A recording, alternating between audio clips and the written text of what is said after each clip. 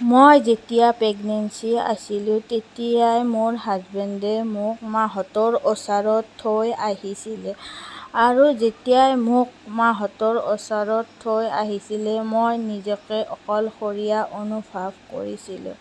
অকলশৰীয়া অনুভৱ কৰি মোৰ মা-দেউতাই মোক কৈছিলে, তুমি অকলশৰীয়া অনুভৱ নকৰিবা, তোমাৰ লগত আমি আছোঁ। আৰু মোৰ এজন ভাল বন্ধু আছিলে, তেওঁ মোক ছাপৰ্ট কৰিছিলে, বুজাইছিলে, সহায় কৰিছিলে। আৰু মই নিজকে অসহায় যেন লাগিছিলে। কি কৰোঁ কি নকৰোঁ একো ভাবি পোৱা নাছিলোঁ।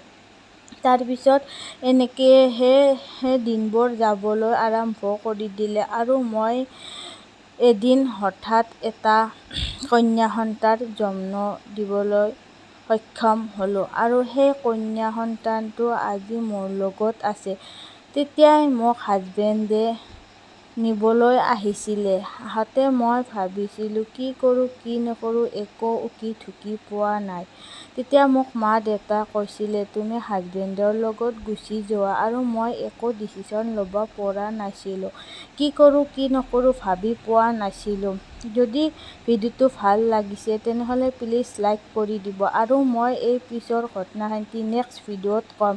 এই ঘটনাটো মোক এজন বান্ধৱীয়ে লিখি দিছে, এই ঘটনাটো ক'বলৈ দিছে। যদি ভিডিঅ'টো ভাল লাগিছে লাইক কৰি দিব।